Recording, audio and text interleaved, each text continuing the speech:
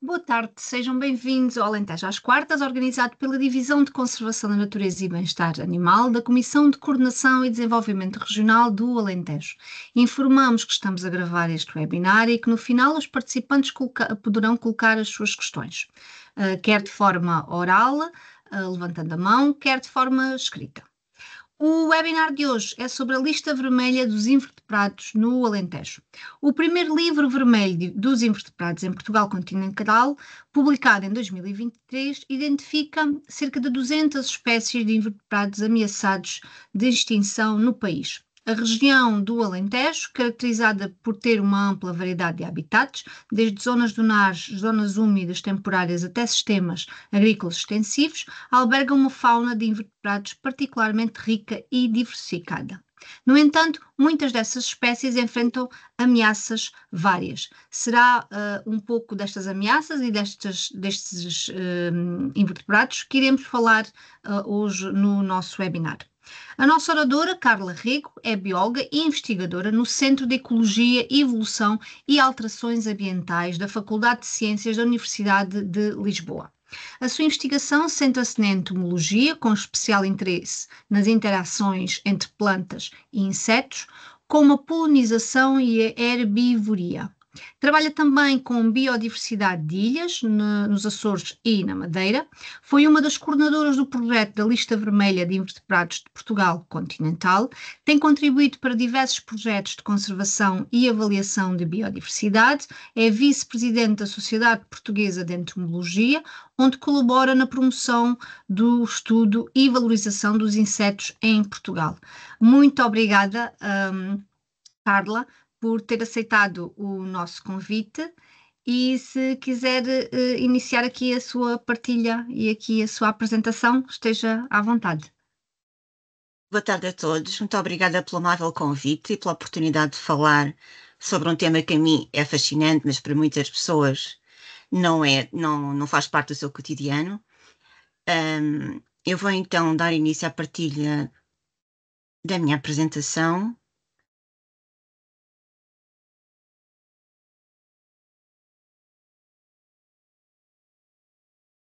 Eu só pedi a Alexandra que confirmasse que está em modo de apresentação. Sim. Carrega. Estamos a ver a apresentação, mas ainda não em modo, pelo menos eu, Patrícia. Também não. Ok. Agora sim. Sim. Agora sim. Pronto, como a Alexandra já teve a oportunidade de dizer, meu nome é Carla Rego e venho aqui falar um bocadinho sobre a lista vermelha de invertebrados, com alguns exemplos do que a nossa equipa descobriu, mais relacionados com a zona do Alentejo. O que são listas vermelhas ou livros vermelhos? São listas de espécies consideradas em perigo de extinção e esta avaliação é feita de acordo com as categorias e os critérios da IUCN. Vocês têm aqui um bocadinho da amostra das categorias do vosso lado direito, que varia entre não avaliado até extinto, portanto, e as espécies que são incluídas numa lista vermelha são aquelas que no resultado da avaliação, forem consideradas criticamente em perigo ou vulneráveis. As outras não integram, regra geral, as listas vermelhas. Só para vos dar um apanhado da informação que foi divulgada em relação às atualizações da lista vermelha no ano passado, foram registradas cerca de 45.300 espécies ameaçadas de extinção. Estes dados aqui apresentam grupos taxonómicos, mas infelizmente não têm aqui a informação sobre os invertebrados, que é o grupo que hoje estamos a considerar. Mas vocês podem ver aqui, por exemplo, as espécies de anfíbios, 41% das espécies avaliadas está ameaçada de extinção. A mesma coisa, por exemplo, para as aves, para as coníferas, 34% das espécies estão avaliadas. E por aí afora.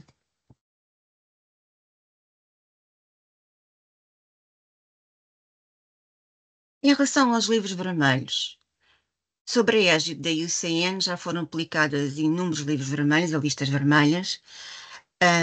Muitos deles, como vocês podem ver aqui, eu só escolhi exemplos de invertebrados. São a nível europeu, portanto, para o território da Comunidade Europeia. mas também já foram aparecendo outro tipo de listas mais focadas em algumas zonas geográficas. Por exemplo, existem listas para a zona mediterrânica, como esta que vocês estão aqui a ver.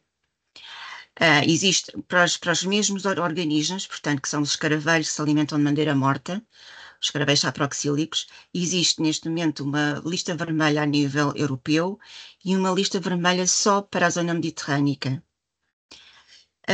Em relação a outras listas vermelhas que existem, obviamente existem também listas vermelhas a nível nacional.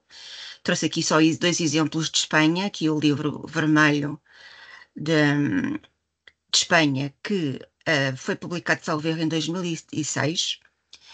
E em Espanha os nossos vizinhos vão mais longe do que isso, porque têm inclusivamente listas vermelhas para diversas regiões. Portanto, há um detalhe na avaliação que vai para além da lista nacional.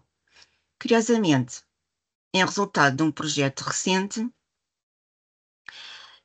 foi elaborada também uma lista vermelha dos taxonomistas, neste caso de insetos, porque ao longo do trabalho que foi realizado para elaborar estes livros vermelhos, descobriu-se que para muitos grupos taxonómicos não temos especialistas com informação suficiente para poder fazer a avaliação do risco, e então houve este esforço de tentar ver e identificar as zonas na Europa que estão mais desprovidas deste tipo de conhecimento, e Portugal não está muito bem, muito famoso aqui na figura, pensando que o vermelho é a ausência quase total de especialistas. Nós estamos no amarelo, portanto, idealmente devíamos estar aqui como os nossos vizinhos espanhóis, pelo menos um nível de verde clarinho.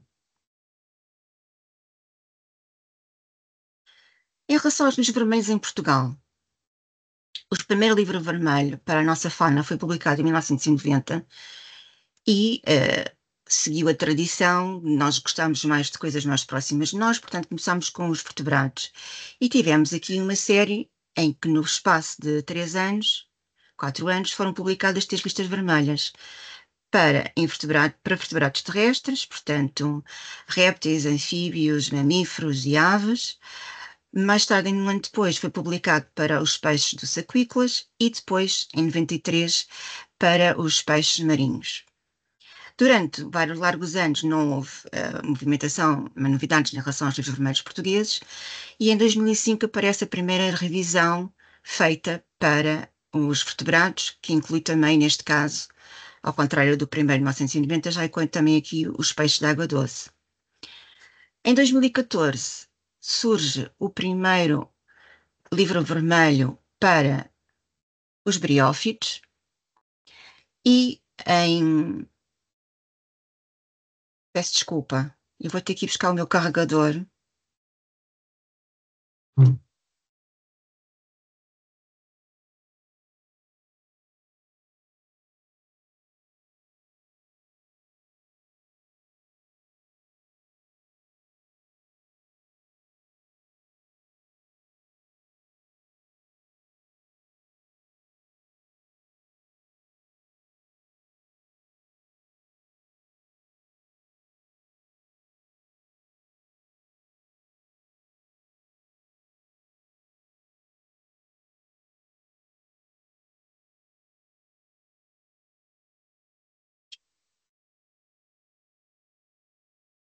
Há sempre coisas inéditas que acontecem nestas situações. Peço desculpa pela interrupção. E como eu estava a dizer, portanto, tivemos um hiato em termos de publicação de livros vermelhos, e em 2020 surge a primeira lista vermelha da flora vascular de Portugal continental. Em relação aos invertebrados, só muito mais tarde surge o projeto que vai fazer a avaliação, a primeira avaliação do Estatuto do Estado de Conservação destas espécies, do risco de extinção, e surge a par com a segunda revisão que foi feita na mesma altura para os mamíferos. Portanto, neste caso, este livro já representa a terceira avaliação do risco de extinção das espécies de mamíferos realizada no nosso país, a par da mesma situação para o livro vermelho dos peixes aquícolas e diádromos e para as aves de Portugal.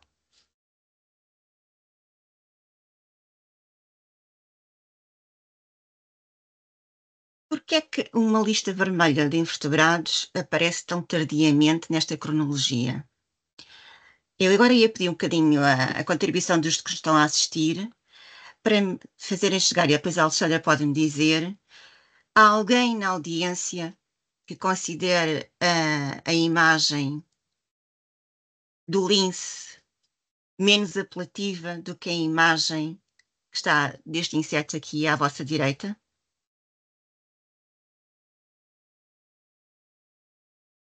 Alguém sente empatia por esta imagem da direita?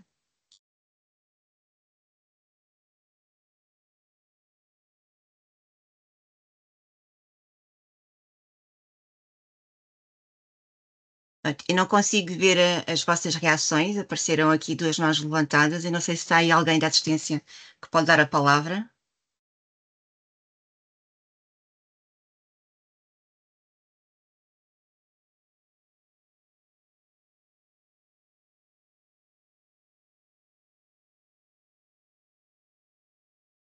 Aparentemente não, mas pronto. Da minha experiência em fazer este tipo de apresentações com o público ao vivo, portanto presencialmente, muito poucas pessoas, e em muitas circunstâncias ninguém, ao olhar para estas imagens diz Carla, peço sim, desculpa que eu tenho aqui um delay aqui depois não consegui logo responder. Então, deixa-me lá ver o que é que as pessoas estão aqui a escrever aqui na conversa. ok, A, obrigada. a do lince é mais cativante, sem dúvida, não tanto como a do lince, sim, ou seja, é a resposta que não é propriamente muito apelativa. Também gosto mais da imagem à direita, nem por isso, dificilmente. Gosto mais da imagem dos linces, a da direita não. Os linces são mais fofinhos, claro. Pois há também quem diga que gosta muito de insetos. O da Sim, direita tem mais patas, portanto, basicamente, queria que responda à pergunta, Carla. sim, é a opinião do modo geral que todos a quem eu falo destas coisas, quase todas as pessoas reagem desta maneira, ou seja, nós sentimos empatia por um animal, mesmo de quatro patas, fofinho, com pelinhos, com penas, pronto. E é uma reação que é natural em nós, porque nós temos a tendência a gostar daquilo que nos é próximo e reconhecemos aqui um organismo de qual se gosta. Esta tendência que nós temos, esta empatia que nós temos por estas espécies, leva a que seja muito difícil, ou por exemplo, mais difícil, cativar fundos e interesse a nível, quer seja governamental ou de outras entidades, para trabalhar na conservação de insetos e de outros invertebrados. Ou seja, as próprias pessoas que estão à frente da gestão dos recursos financeiros, que atribuem dinheiro para a conservação e para a avaliação do risco de extinção, não sentem pressão para que sejam avaliadas estas espécies que nós muitas vezes dizemos que somos mal amados, e portanto não há muitos recursos, ou não havia muitos recursos, e demorou muito tempo até ser possível conseguirmos fazer este trabalho. Um outro obstáculo que nós temos em relação ao trabalho que desenvolvemos com a conservação de invertebrados tem a ver com o conhecimento ser muito heterogéneo, ou seja, nós temos grupos, como as borboletas, em que há uma grande tradição de trabalho já que vem dos séculos passados, e depois temos grupos que são muito pouco conhecidos. A acrescentar a isto, aquilo que eu já mencionei, que é a falta de especialistas em alguns grupos taxonómicos, portanto não temos o conhecimento das espécies que ocorrem no nosso país.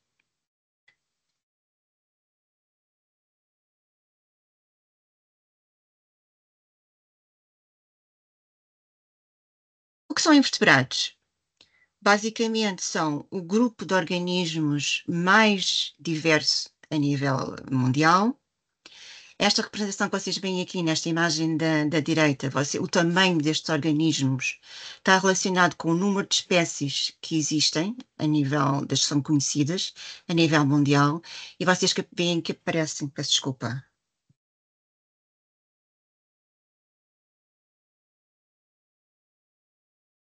Aqui os insetos aparecem com um tamanho enorme, porque realmente representam a maior parte do número de espécies da diversidade a nível mundial. E se formos procurar aqui os seus irmãos, não os vemos, mas temos aqui os mamíferos e veem que a relação de tamanho é muito mais pequena. Em relação aos grupos que entregam os invertebrados, temos os moluscos, os crustáceos, os insetos, obviamente, e também as aranhas, outro grupo mal amado, do modo geral.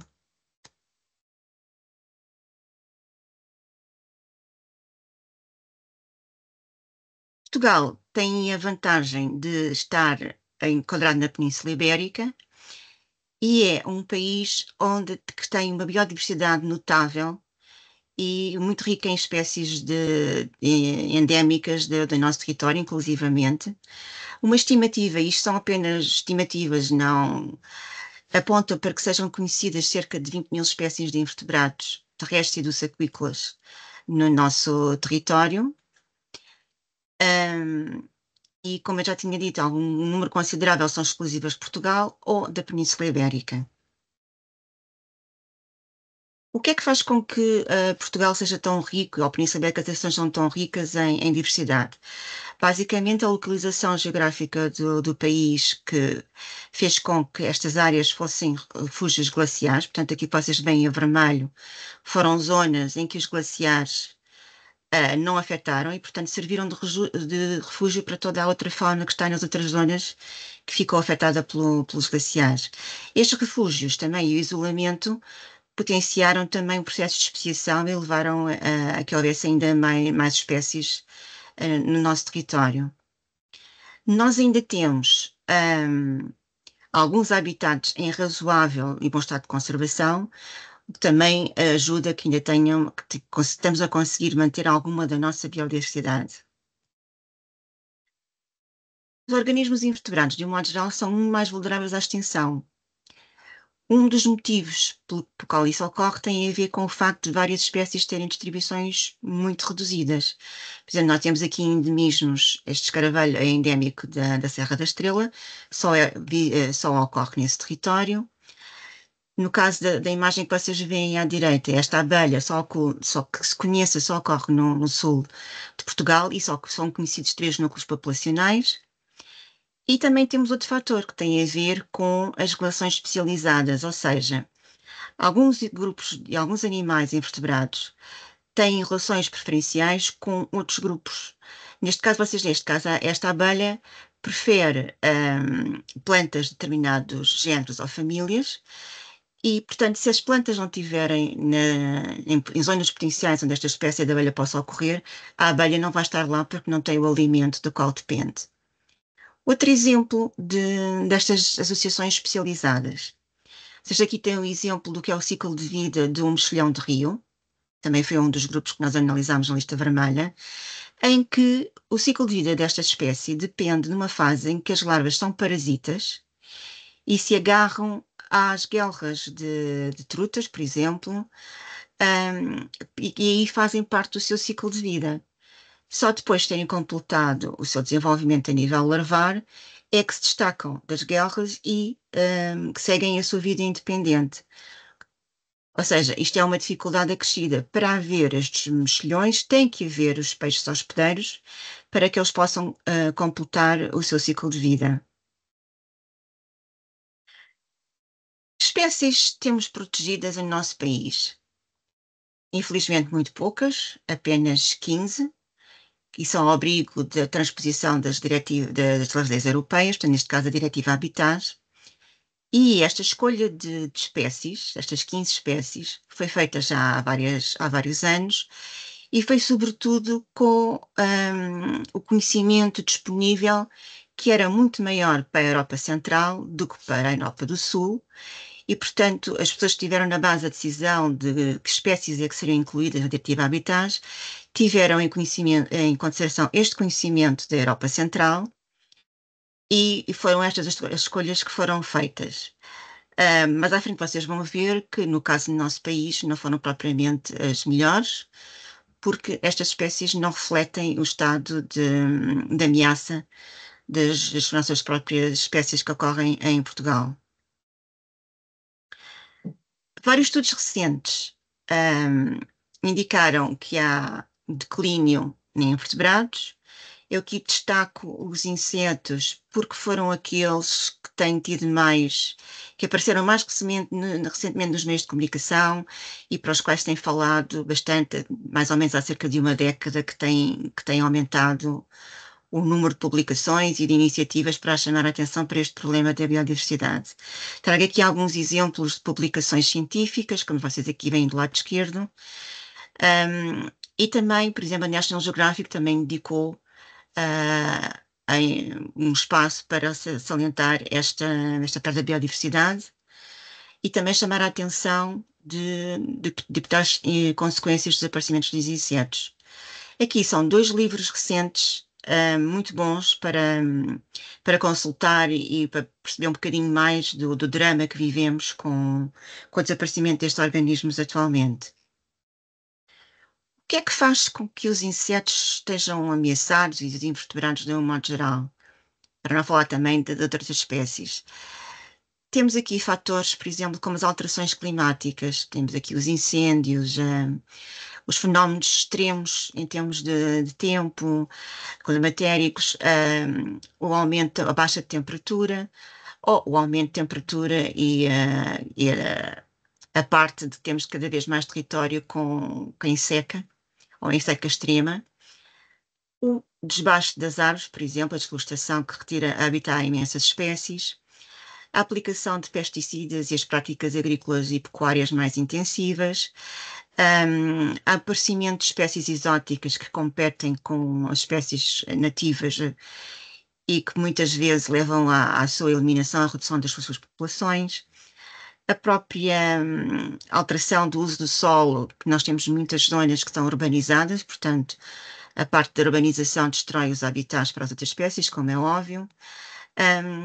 Poluição a nível de sistemas industriais, a nível de circulação automóvel, pronto, tantas outras coisas que nós podemos falar. Aqui este exemplo, por exemplo, tem a ver com a prática que nós fazemos nas áreas urbanas de gestão dos espaços verdes, em que na maior parte dos casos as pessoas tendem a preferir relevados e cortam a vegetação que ocorre, e os relevados são desertos verdes.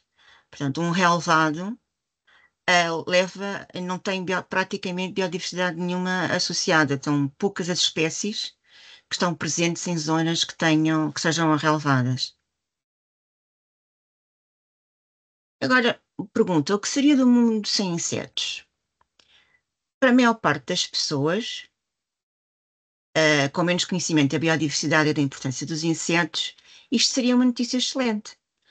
Quer dizer, sem insetos não teríamos mosquitos, poderíamos dormir mais tranquilamente, não seríamos picados, podíamos reduzir a aplicação de pesticidas nos nossos cultivos, por exemplo, teríamos menos pragas, menos algumas doenças que são transmitidas por vetores que são insetos, teríamos aqui um agricultor feliz e a nossa mesa também teria alimentos mais saudáveis, em princípio. As nossas casas também não teriam companheiros indesejáveis, como baratas e formigas e outros organismos. E, por exemplo, para quem for de uma geração semelhante à minha, lembrará-se quando se fazia viagens de maior curso no nosso país, por exemplo, para ir de férias, era necessário parar o carro várias vezes, se o percurso fosse longo, para limpar o para-brisas, porque rapidamente ficaria cheio de insetos e dificultava a visão.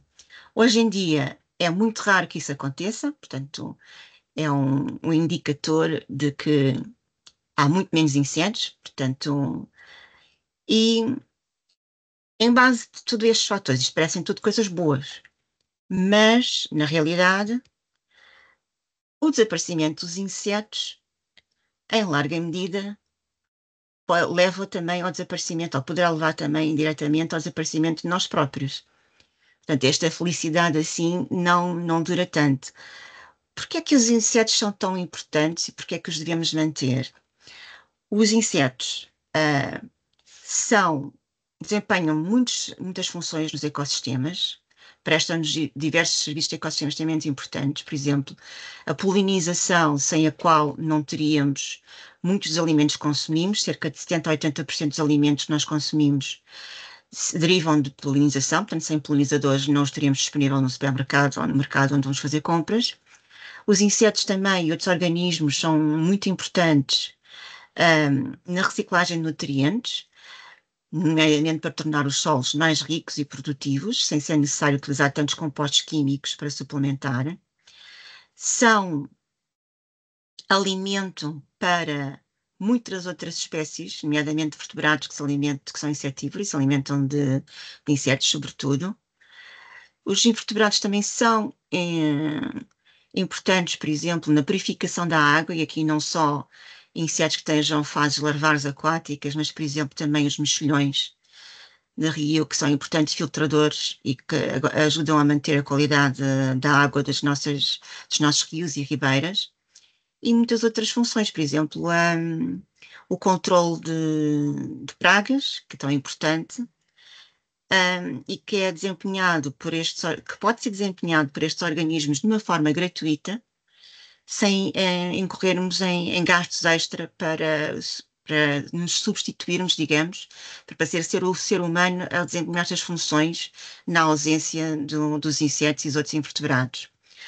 Outra perspectiva importante em termos futuros, não muito agradável para a maior parte das pessoas, tem a ver com uma recomendação que a FAO fez há alguns anos atrás, que nós devíamos fazer uma transição em termos de alimentação para incorporar mais proteína de origem a nível de insetos. Ou seja, a produção de carne, por exemplo, que nós fazemos para consumo, tem associado um conjunto de práticas que a torna mais insustentável em termos ecológicos, menos amiga do ambiente. E esta é a recomendação de que nós façamos uma transição ou incorporar alguns alimentos com base em proteína de inseto.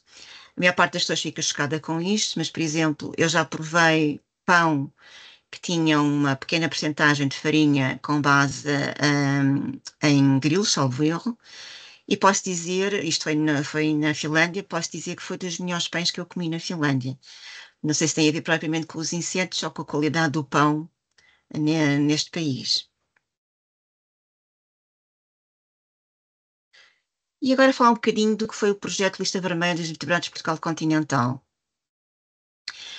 Este foi um projeto que foi financiado pelo programa POSEUR, com cofinanciamento do Fundo Ambiental, que decorreu entre 2018 e 2023. Portanto, apanhámos aqui a pandemia em cheio, que dificultou bastante o nosso trabalho. E no âmbito deste trabalho, nós escolhemos 863 espécies para avaliar, de diferentes grupos taxonómicos. Portanto, temos aqui 43 espécies de aranhas. Todas as espécies escolhidas deste grupo são endemismos da nossa fauna. No caso dos crustáceos, foram 22 espécies, que incluíram também endemismos ou ibéricos ou de Portugal, e espécies potencialmente ameaçadas, isto com base na experiência dos especialistas que trabalham com estes grupos, que fizeram esta escolha com base no conhecimento que tinham. No caso dos insetos, foram 709 espécies, e houve aqui um outro critério que foi, no caso de grupos mais pequenos, com menos espécies, tomou-se a opção de fazer a avaliação de todas as espécies, desde que houvesse informação disponível para o fazer. E, novamente, os endemismos e as espécies potencialmente ameaçadas. E o mesmo aconteceu com os bivalves que foram avaliadas 10 espécies, e com os gastrópodes com 69 espécies avaliadas. Obviamente que este trabalho é gigantesco, envolveu muitas entidades que participaram e, sobretudo, muitas pessoas. Vamos dizer que, contando a ficha técnica do Livro Vermelho, temos 363 pessoas elencadas de 33 entidades. Portanto, muita gente que ajudou a este esforço colaborativo e que conseguiu pôr de pé e cá fora esta obra bastante importante para a conservação da natureza no nosso país. Agora, falando o que é que envolveu este trabalho na prática? Primeiro passo, a procura da informação disponível. Esta informação, infelizmente, estava dispersa por imensas fontes, portanto foi necessário consultar coleções. Neste caso aqui temos o nosso colega José Grossa Silva, nas coleções do Museu do Porto, a consultar as caixas com insetos e a retirar informação. A mesma coisa aqui no Museu de Coimbra. E depois também muitas fontes dispersas de literatura, quer sejam artigos científicos, relatórios, outras fontes de informação, teses que vários colegas fizeram de doutoramento ou de mestrado, ou trabalhos mesmo de estágios, e isso que contém informação extremamente essencial, mas que infelizmente se encontrava dispersa. Outras fontes importantes de conhecimento também têm a ver com a informação que está partilhada, por exemplo, no Biodiversity for All, que é um repositório que penso que talvez quase todos devam conhecer, em que as pessoas colocam fotografias e depois há uma série de especialistas e menos especialistas que ajudam a determinar a identificação dessas espécies quando a pessoa não sabe. E também repositórios de informação como o GBIF, que reúne muita informação a nível global sobre a diversidade e distribuição das espécies. Para além deste trabalho, como o nosso território é bastante pouco conhecido, foi feito também trabalho de campo específico para a avaliação destas espécies. E neste caso, o que nós tínhamos era fazer a recolha de informação nos 61 sítios de importância comunitária, e foram basicamente 200 quadrículas 10 por 10 que foram amostradas ao longo do nosso território. As técnicas de amostragem dependeram dos grupos taxonómicos em questão. Aqui vemos os nossos colegas que trabalharam, por exemplo, com os caracóis, quer em ambiente terrestre, quer em ambiente aquático. A mesma coisa para os nossos colegas dos crustáceos, estão aqui a mostrar charcas temporárias, poças e outros habitats onde são favoráveis à ocorrência das espécies de crustáceos doce-aquícolas. No caso dos mexilhões de rio, também temos aqui os nossos colegas que em alguns casos têm que realizar mergulho para fazer a monitorização das populações e inventariar o que está presente nas zonas de amostragem. No que quanto aos insetos, como eu tive a oportunidade de dizer anteriormente, são 700 espécies, uma elevada diversidade de grupos diferentes, o que também conduziu a técnicas diferentes de amostragem. Temos aqui o Francisco Barros, que é um vigilante da natureza, que foi uma peça essencial na recolha de informação ao longo do trabalho destas colheitas no nosso país. Neste momento aqui está com um gravador, portanto, a gravar a diversidade de sons, e estas gravações foram posteriormente analisadas para identificar as espécies de insetos que foram coletadas nestas gravações. Tivemos também amostragens em meio aquático com redes de arrasto, armadilhas, que são armadilhas de interseção de voo, como estas. Basicamente, os insetos batem nesta parte preta e, na maioria dos casos, têm tendência a subir e são coletados num copinho aqui em cima. Armadilhas para polinizadores, armadilhas coloridas, que são os pratos, que foram colocados no campo, e depois os insetos que caíram aqui, que foram atraídos às diferentes cores, foram analisados depois em laboratório. Armadilhas de queda, ou pitfall, que estão aqui, que apanham os insetos e outros invertebrados que se deslocam no solo. Portanto, isto aqui é como se perdessem o chão debaixo dos pés, literalmente. Ao aproximar-se aqui, caem e depois são colhidos para nós analisarmos. E também metodologias, por exemplo, de batimentos, em que se bate na vegetação com uma vara, e os insetos que não são bons voadores caem nestes panos de colheita e depois são recolhidos de acordo com os grupos que interessam analisar no nosso trabalho. Passado todo este trabalho de recolha de informação no campo, outra etapa difícil, a parte de fazer a triagem de identificação, que foi feita essencialmente em laboratório. E vocês veem aqui vários dos nossos colegas nas diferentes etapas a processar amostras e a ver ao microscópio. Passando propriamente à avaliação do risco de extinção. Esta é feita com base nos critérios da IUCN, que estão aqui o quadro explicativo. Salientar que, no nosso caso, no caso dos invertebrados, apesar de haverem 6 tipos de critérios que podem ser aplicados na avaliação de risco de extinção das espécies, para os invertebrados, nós não temos informação para poder utilizar a maior parte destes critérios e, portanto, a grande maioria das espécies foi avaliada apenas com base na distribuição geográfica. Isto depois, de acordo com a área de distribuição, em termos de quilómetros quadrados, existem patamares, consoante a área de distribuição, que levam a que as espécies sejam classificadas como ameaçadas, ou criticamente ameaçadas, ou vulneráveis. Com o resultado deste trabalho todo gigantesco, foi publicado então em 2023 o primeiro livro vermelho dos invertebrados de Portugal continental, que se encontra disponível para consulta, o PDF, neste link aqui, se tiverem curiosidade para consultar. O que é que compõe este livro? Tem os capítulos de introdução, um pouco com o historial da conservação dos diferentes grupos taxonómicos em Portugal. Tem também informação sobre como foi recolhida a informação que deu origem às avaliações que nós aqui apresentamos. E, mais importante, as fichas propriamente ditas de espécies. Temos aqui um exemplo de uma ficha de espécie, neste caso para um caracol aquático. Esta espécie tem uma particularidade que só existe numa única localização, e dentro desta localização é mesmo exclusivo de uma nascente, ou seja, só ocorre numa nascente e, mais do que isso, só ocorrem numa margem dessa nascente. Os nossos colegas têm estado a monitorizar estas espécies e vão para o campo e as procuram, sistematicamente encontram o mesmo cenário, só existe naquele local, só existe naquela margem da nascente.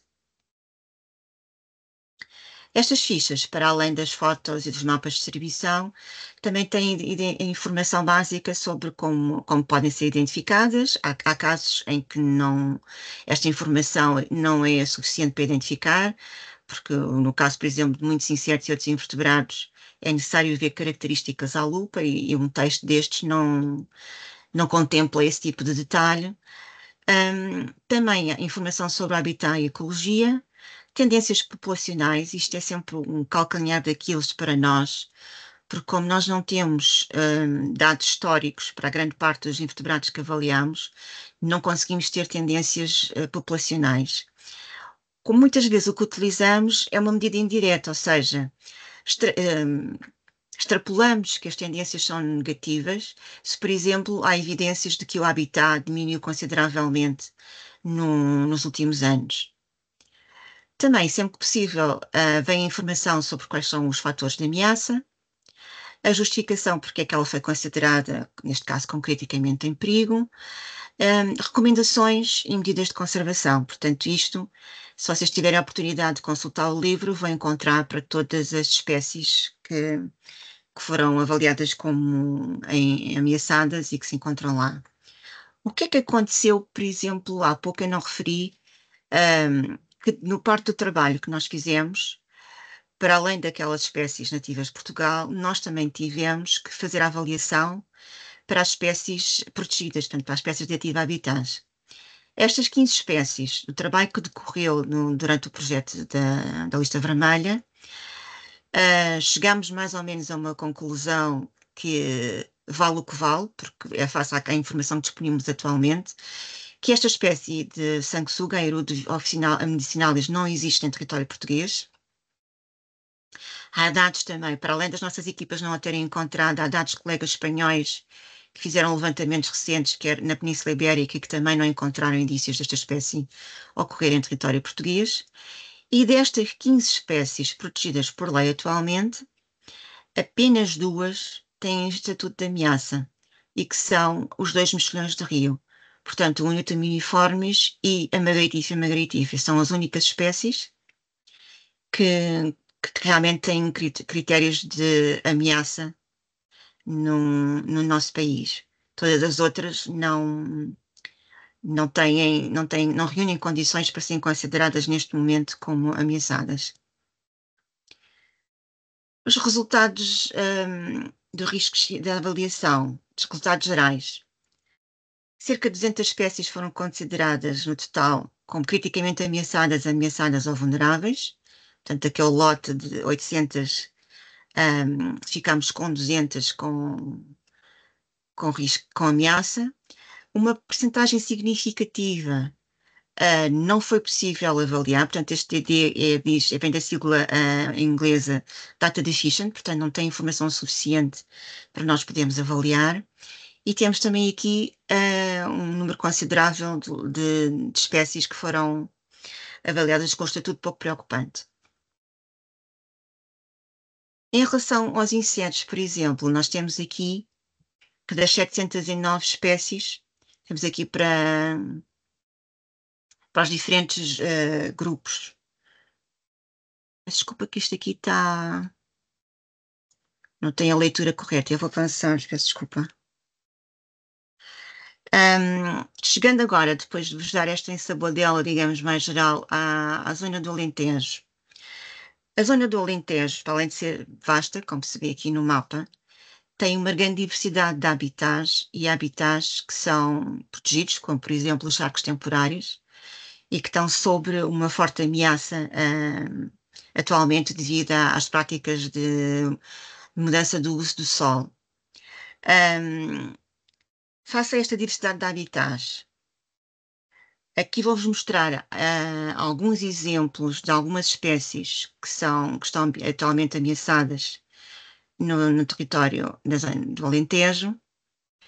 E, começando por esta espécie de mexilhão, que está criticamente ameaçada, como eu vos referi, que faz parte da Diretiva Habitats, o Uniformes, também se chama mexilhão do Rio do Sul ou mexilhão do Rio Pequeno. É uma espécie endémica do sudoeste da Península Ibérica e em Portugal ocorre apenas nas bacias dos rios Mirassade e Guadiana. Como esta espécie está a ser monitorizada já há dados históricos, portanto, há já uma indicação concreta de que realmente estamos perante um declínio populacional, e neste caso é de mais de 80%.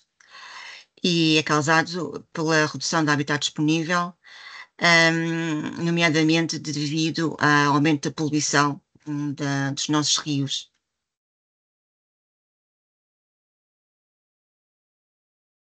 Outra espécie de bivalve também ocorre no Alentejo e que também está ameaçada. Neste caso, não está criticamente, está ameaçada.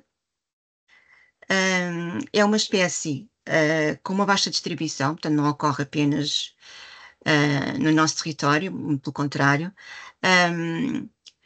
mas também foi considerado importante pelos especialistas avaliar o seu estado de conservação no nosso território, porque o objetivo do Livro Vermelho ao ser de Portugal continental tem a ver com nós temos informação para proteger as nossas espécies que ocorrem no nosso território, inclusivamente aquelas que não são exclusivas nem de Portugal nem da Península Ibérica.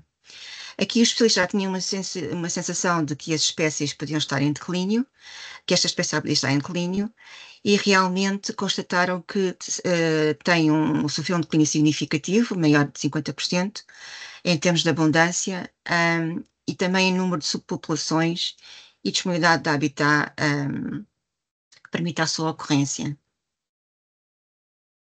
Passando aos crustáceos, temos aqui uma espécie endémica da Península Ibérica.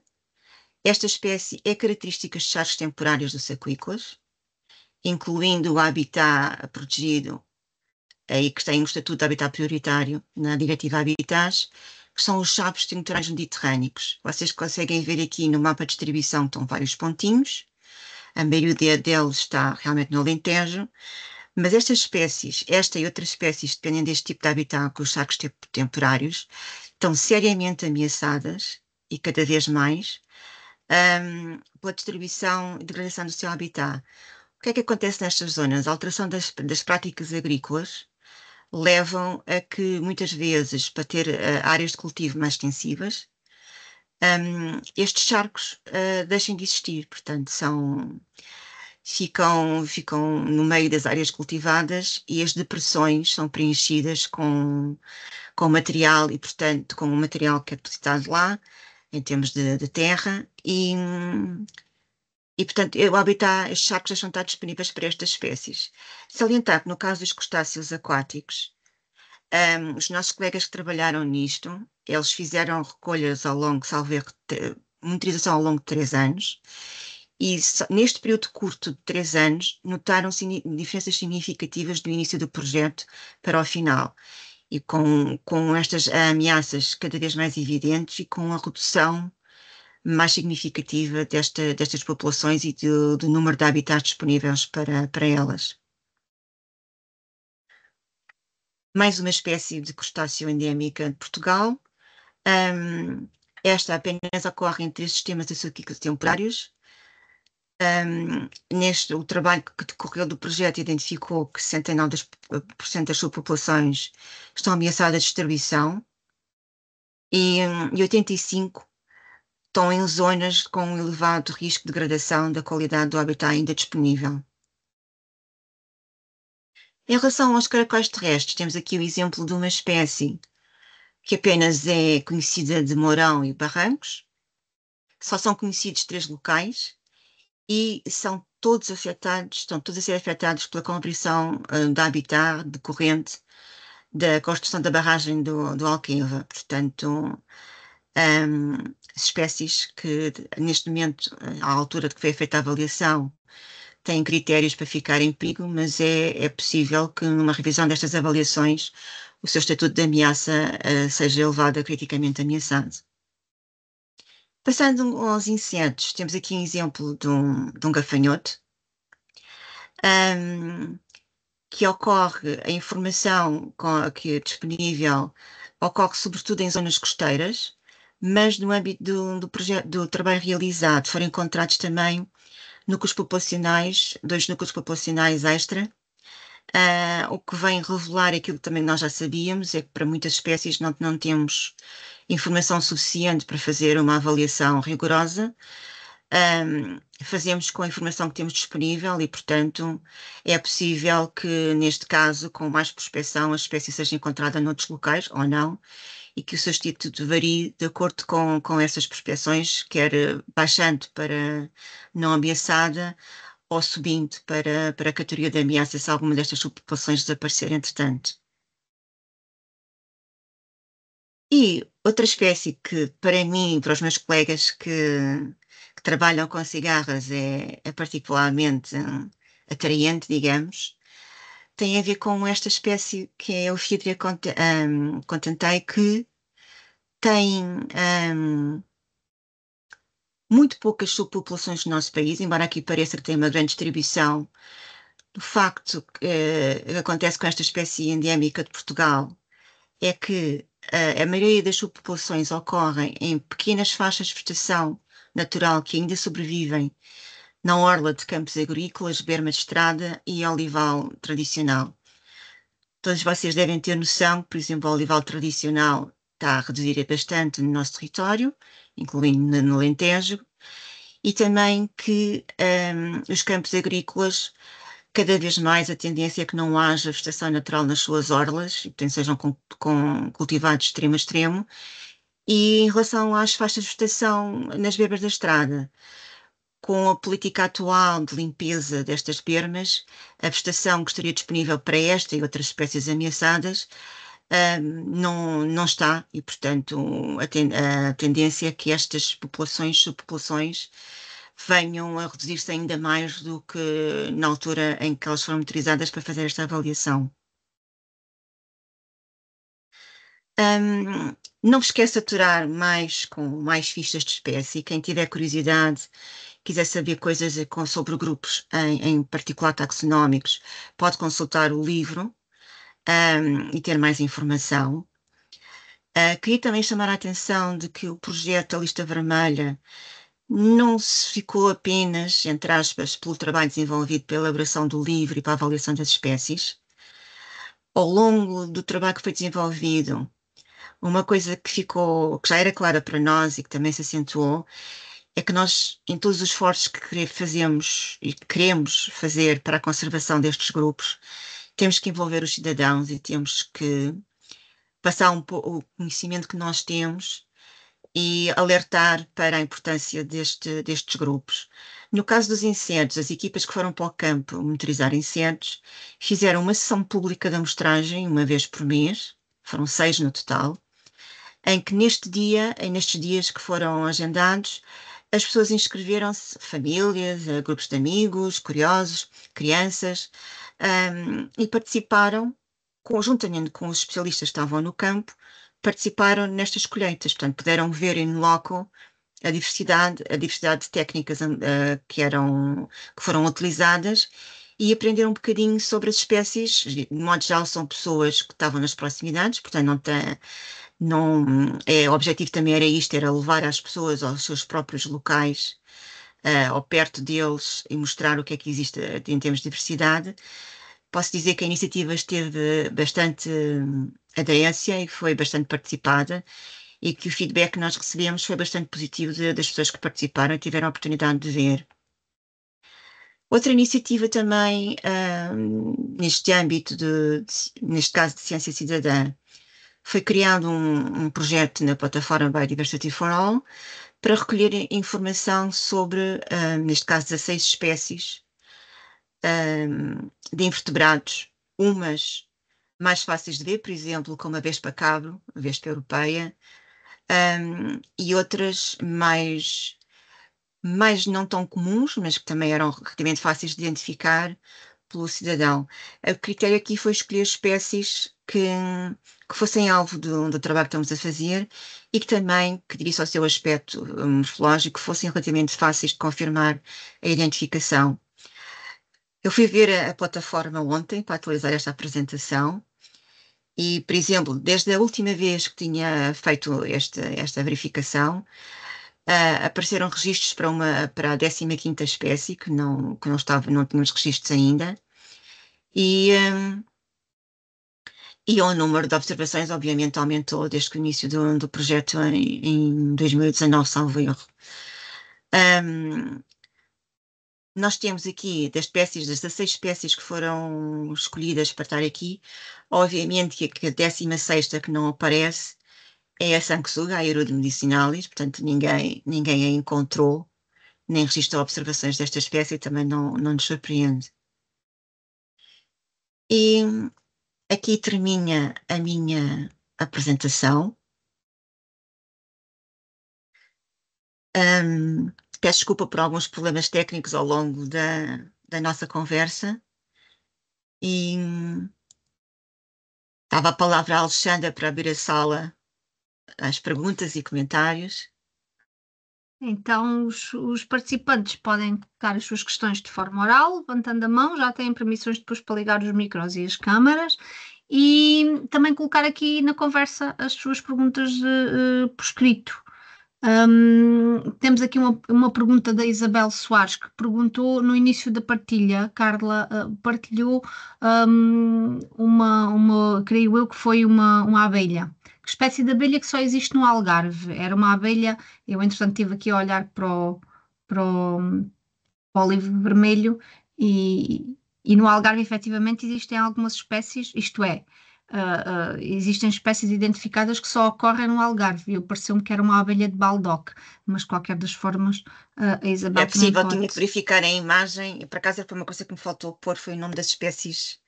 Era uma abelha que estava numa flor meio cor-de-rosa roxa, portanto, eu aqui da fotografia que vi pareceu-me ser isso, mas entretanto existem outras espécies que só ocorrem no Algarve e a Isabel pode efetivamente aí no link que nós deixamos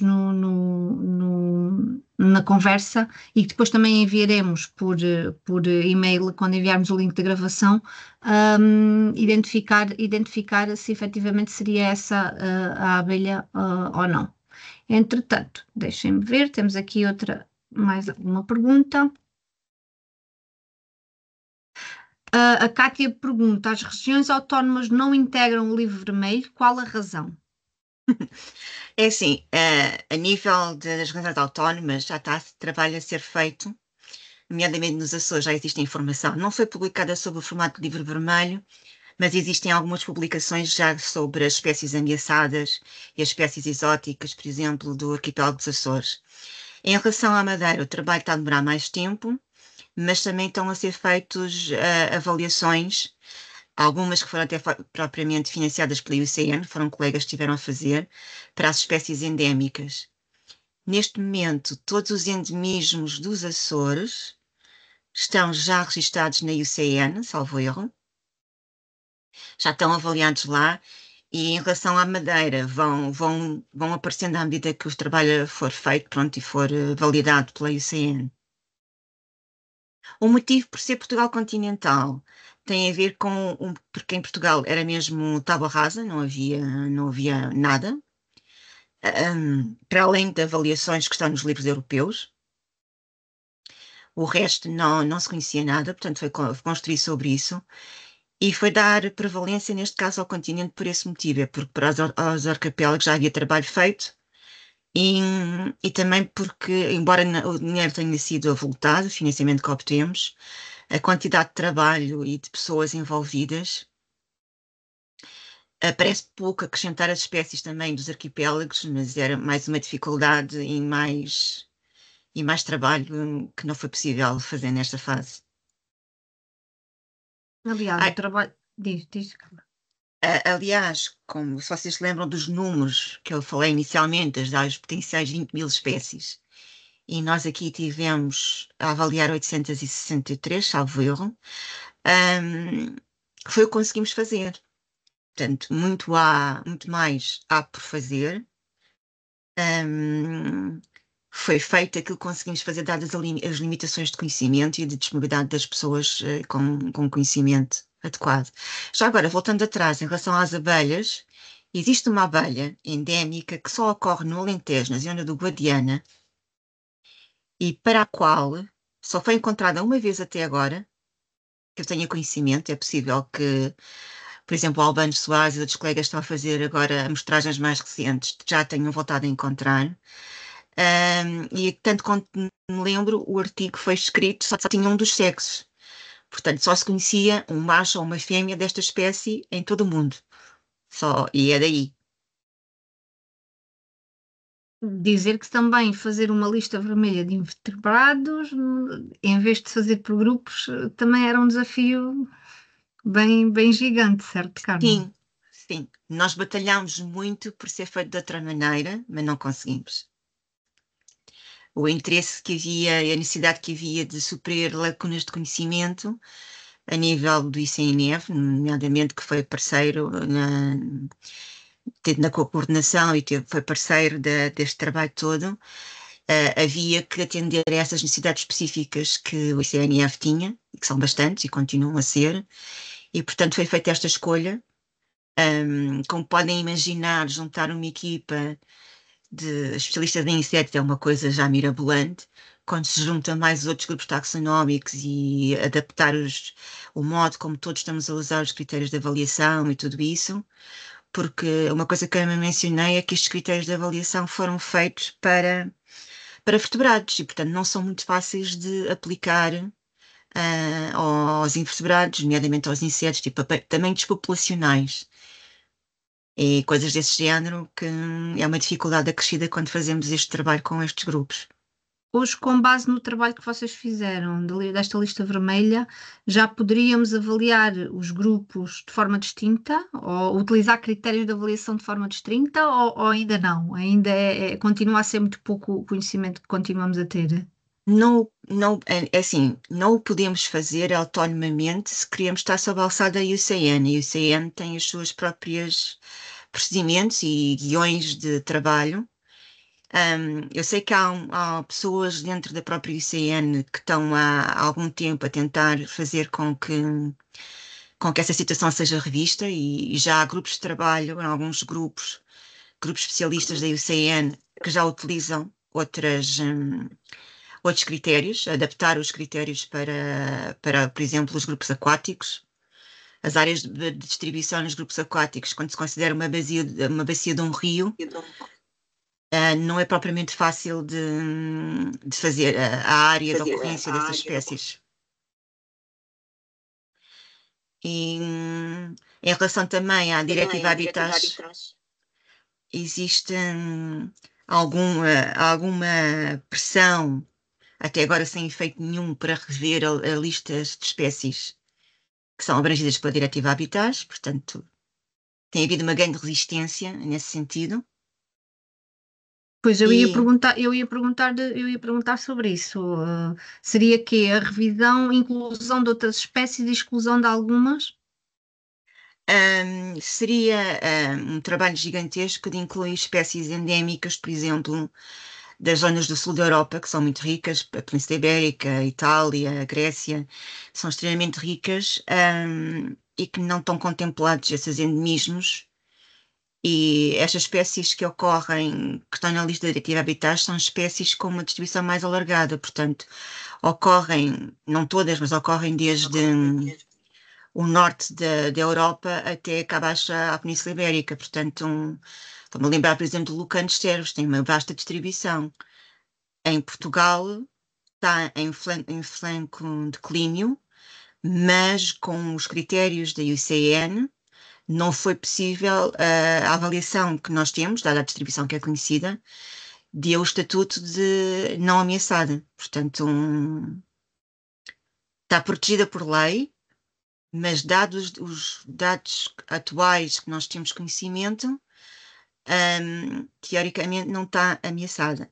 Teoricamente eu digo isto porque nós sabemos que o habitat dela está em declínio e, portanto, não temos os dados para poder corroborar isso dessa maneira porque não encaixa nas categorias, nos critérios. A Joana perguntou onde é que se pode encontrar essa informação. Ela fez esta pergunta depois quando a Carla estava a responder aqui à Cátia Freitas, que falava sobre as regiões autónomas, aqui sobre o facto de não terem integrado as regiões autónomas.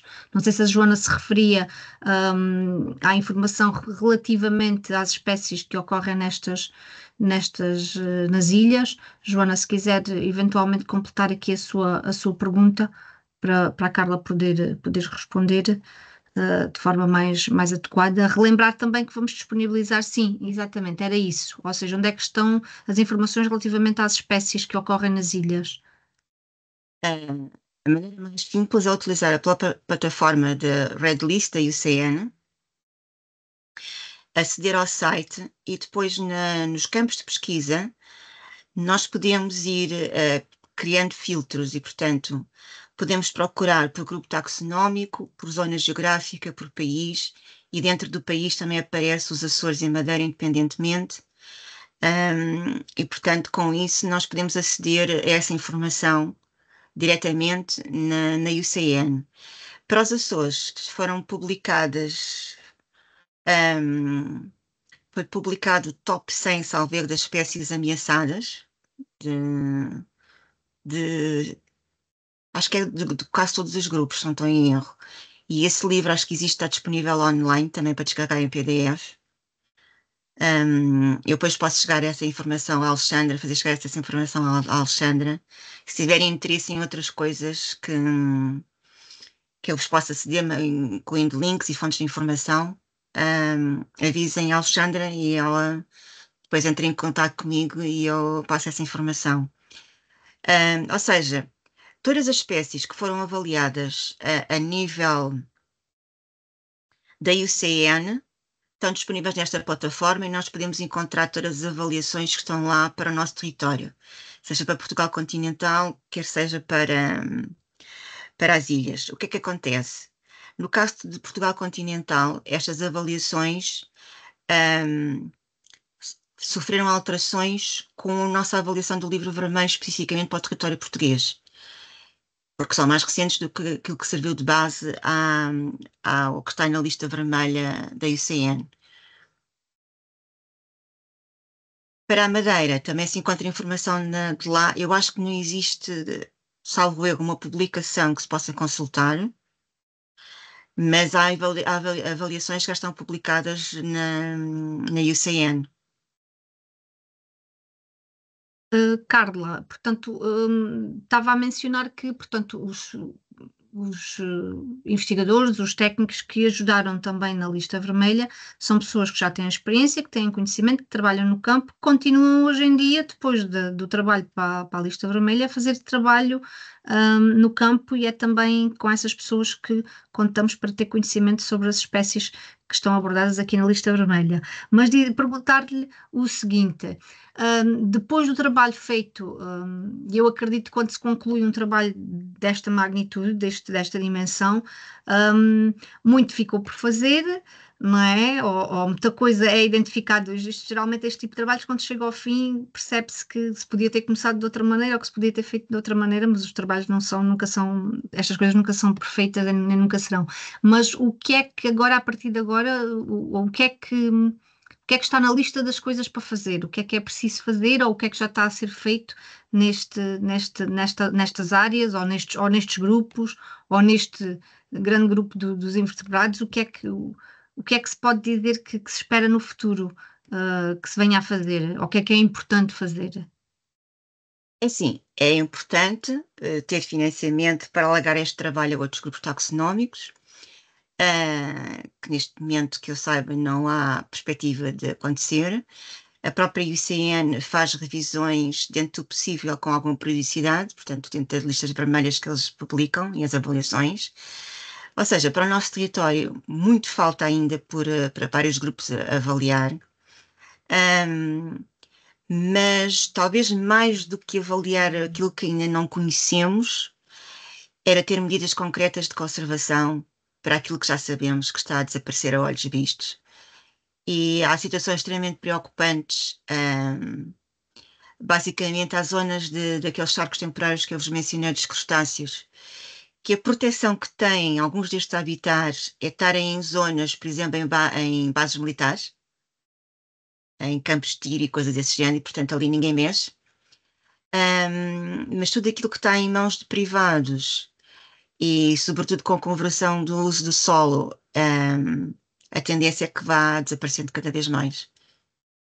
E portanto falta, apesar deste tipo de habitat ser prioritário em termos de conservação, na prática o que acontece é que este habitat está a desaparecer. E as pessoas às vezes não têm noção, e não é por má fé que o fazem, não é tipo, vou aproveitar o meu terreno para fazer isto e não me interessa este buraco aqui e vou plantar o que eu quiser. Nem tem a ver com isso, porque há pessoas que são bastante receptivas quando têm conhecimento que têm aquela riqueza na sua terra. E que o fazem às vezes porque não têm o conhecimento que aquelas espécies ocorrem ali nos seus terrenos. E muitos, inclusivamente, tomam eles as próprias iniciativas. Há exemplos espetaculares de pessoas que procuram informação e, quando descobrem que é um habitat prioritário, mesmo sem ninguém dizer nada, portanto, procuram a informação por seus próprios meios, fazem questão de o proteger. E outra coisa tem a ver com a questão dos subsídios a nível comunitário para a agricultura, em que se nós registramos uma parcela de não sei quantos hectares para fazer um determinado tipo de utilização, de cultivo do que é que seja, tem que se ter aquela área toda cultivada. E isso não está de acordo com qualquer coisa que tenha a ver com conservação da natureza, como podem imaginar. E, portanto, os agricultores são confrontados com quer conservar, mas ao mesmo tempo, se conservar, vão-me tirar o subsídio. E aqui a gente também tem que compreender que as pessoas que fazem a vida do uso do solo precisam de sobreviver e precisam de ter os seus rendimentos. Portanto, é uma questão complicada e há muita coisa que pode ser resolvida a nível político, tem que haver vontade de o fazer.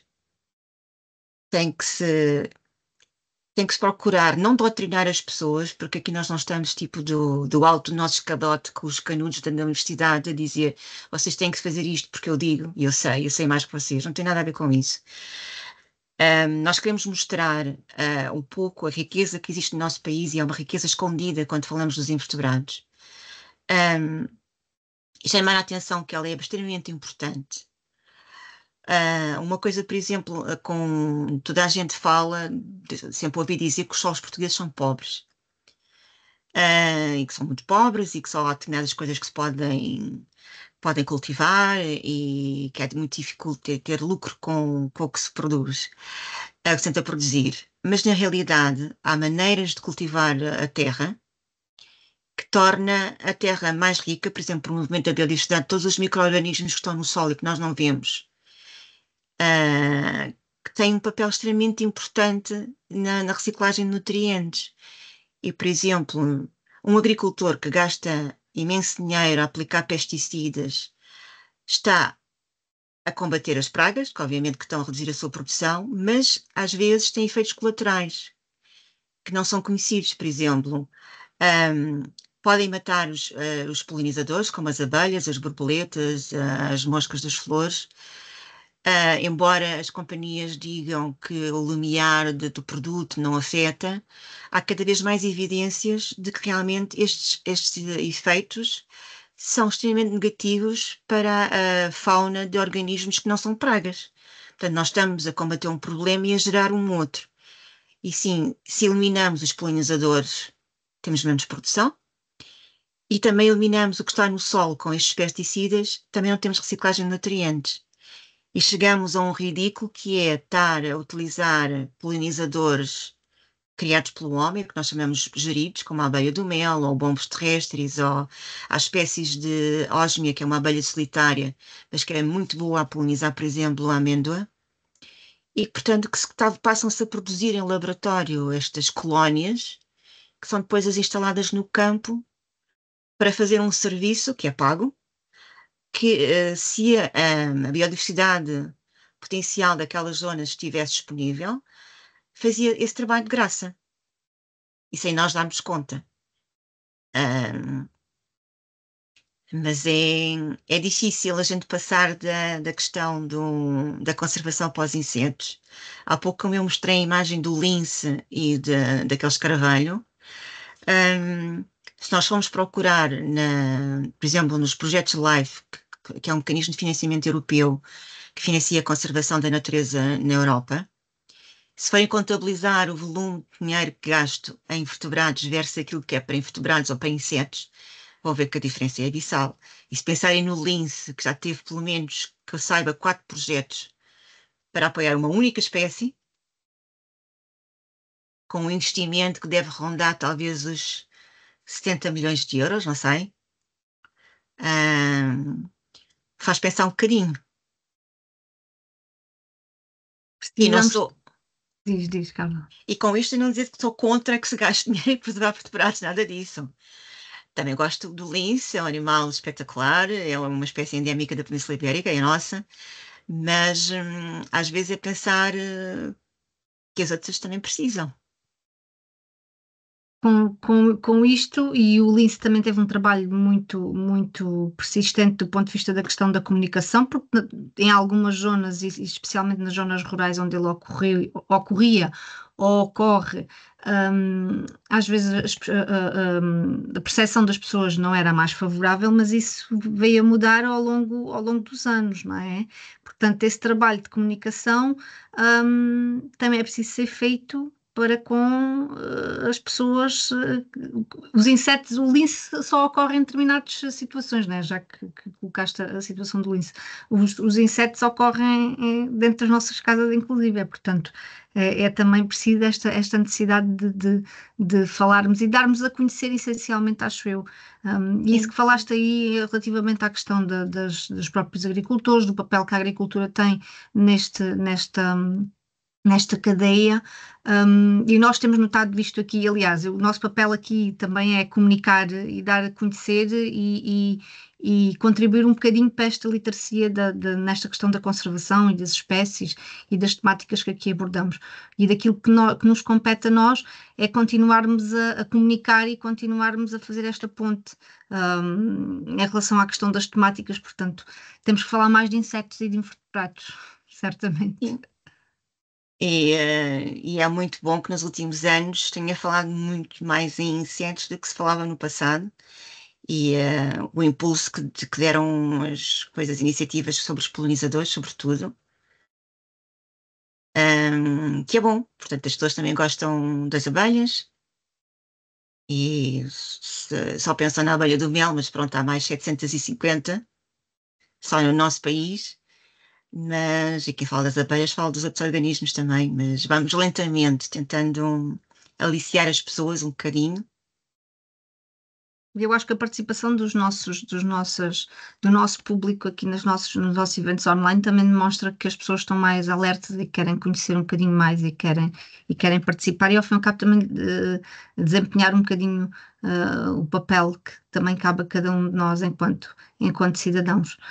Dizer a todos que nós vamos disponibilizar o e-mail da nossa oradora e que, entretanto, questões que surjam poderão ser dirigidas diretamente à Carla e agradecer mais uma vez à Carla por ter aceitado o nosso convite e nos ter dado a conhecer um bocadinho melhor esta temática da lista vermelha e em específico também aqui os invertebrados que ocorrem na região do Alentejo. Dizer-vos que iremos fazer uma pausa, portanto agora no verão, e que voltaremos no dia 17 de setembro com um webinar dedicado à saúde e gestão do solo, inclusivamente a Carla também já falou sobre isso, na importância aqui da relevância da conservação e regeneração para o montado em específico, portanto falar um bocadinho aqui sobre o solo e sobre a importância de preservarmos os micro-organismos que estão no solo, especificamente aqui para este habitat específico e característico especial aqui do Alentejo. Agradecer mais uma vez a todos os que estiveram presentes e dizer-vos muito obrigada por estarem desse lado. Obrigada mais uma vez, Carla, por ter estado aqui. Boas férias a todos, se for o caso disso, e até breve, até setembro. Muito obrigada.